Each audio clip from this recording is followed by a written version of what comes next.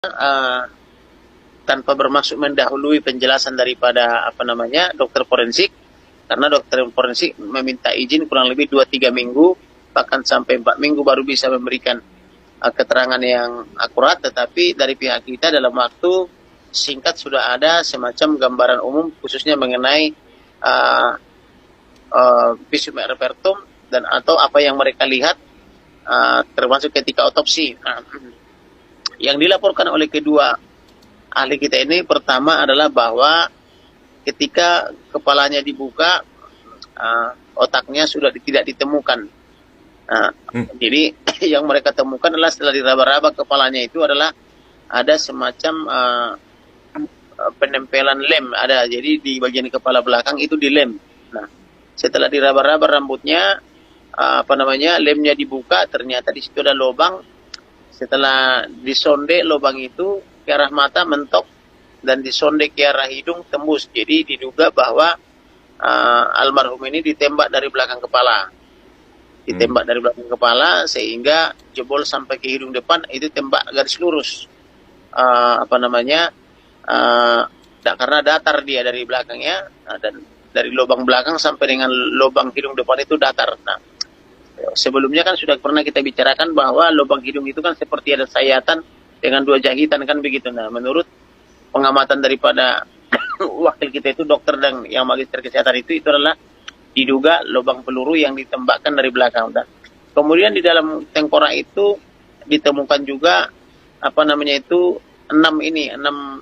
retakan akibat daripada diduga tembakan itu, atau mungkin akibat lain. Nah, setelah itu dibukalah ke dalam itu perutnya itu dari mulai dada sampai dengan ke bawah, ditemukanlah di sana otaknya. Jadi otaknya itu rupanya dipindah ke bagian perut kan begitu. Nah, kemudian setelah itu ditemukan juga diduga sebagai tembakan dari leher mengarah ke ke bibir. Diduga ya dari lehernya ditembakkan tembus ke bibir. Nah, itu tembakan kedua. Nah, kemudian disonde juga dan tembus ke bibirnya. Artinya disonde itu artinya ditusuk pakai alat yang seperti sumpit misalnya.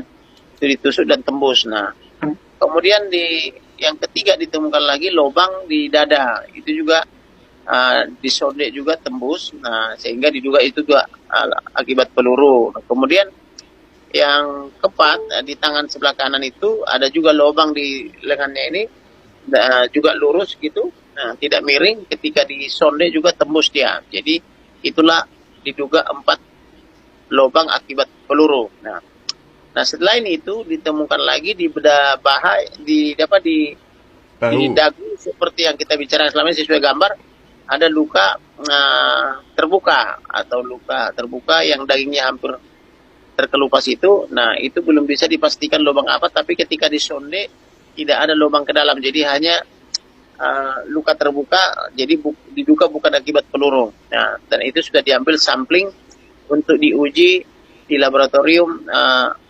RCM. Nah, kemudian setelah itu ditemukan lagi di tangan sebelah kiri itu bagian lengan bawah itu patah. Itu kan ada tulang 2 itu ya di lengan itu ya.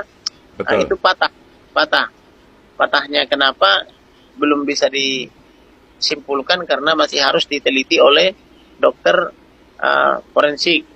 Tetapi menurut pengamatan daripada duta kita yang 2 orang beserta bersama-sama dengan ahli forensik itu disepakati itu bahwa itu patah kan begitu, karena memang patah kan itu. Kemudian setelah itu di bagian jari kelingking dan jari manis itu juga ditemukan kerusakan atau patahan-patahan jari maupun terkelupas semacam di seputar kukunya itu. Nah, itu juga diambil sampelnya karena belum bisa disimpulkan itu apa penyebabnya kan begitu ya. Maka sudah dibawa samplingnya. Kemudian di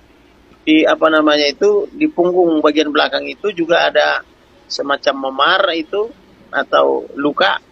Itu juga diambil sampling untuk diteliti penyebabnya apa, untuk diteliti di rumah sakit di laboratorium RCM. Nah, kemudian di bagian kaki sebelah kiri ditemukan di di apa lutut itu, di sikunya itu ada juga semacam luka atau memar, itu juga diambil sampling untuk diuji.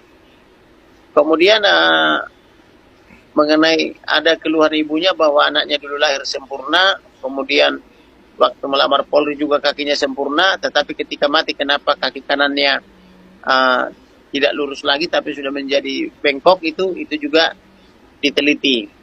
Nah kemudian di kaki kanan paling bawah yang selama ini kita tunjukkan gambarnya berupa ada sobekan atau jahitan, itu juga ditemukan oleh mereka dan memang betul ada, tapi belum bisa dipastikan itu penyebabnya apa. Namun diduga sementara itu diduga ya untuk pemasangan apa namanya itu formalin katanya. Nah kemudian di kaki sebelah kiri bagian bawah di pergelangannya itu juga ditemukan lubang lagi, tetapi belum bisa dipastikan apa penyebab daripada luka mengangai di sebelah kaki kiri bagian apa itu pergelangannya. Kemudian apa namanya itu di dalam jeroannya itu juga lama diperiksa-periksa baru ketemu ginjalnya, karena waktu itu saya meminta kepada dokter forensik di malam hari baik waktu pertemuan offline maupun pertemuan online, saya katakan supaya dicari tahu sebab-sebab kematiannya, supaya diperiksa ginjalnya, diambil samplingnya untuk mengetahui kapan dia mati. Kemudian saya minta juga supaya khususnya dan lambungnya itu juga diambil sampling untuk dicari tahu apakah ada diracun atau apa kan begitu ya. Nah, tetapi menurut dokter waktu itu kalau itu kemungkinan tidak bisa kalau urusan diracun apa tidak, karena sudah 19 hari dan kemudian itu sudah apa namanya dimasukkan 2 kali formalin. Tetapi untuk ginjal karena ginjal ini sensitif, nah mudah-mudahan masih bisa diketahui sebab-sebab matinya dan kapan matinya, supaya mengetahui apakah penguasaan terhadap handphone daripada almarhum itu orang lain atau tidak yang melakukan komunikasi melalui WhatsApp grup kepada orang tuanya di tanggal 8. Nah, kemudian itulah kira-kira gambaran secara umum, tetapi sebenarnya masih banyak lagi temuan-temuan ya, tapi itu semua sudah diaktifkan dalam akte notaris. Nah, biarlah nanti dokter forensik yang akan membicarakannya itu secara apa namanya secara terbuka, dan diharapkan juga sesuai amanat presiden itu bisa dibuka ke publik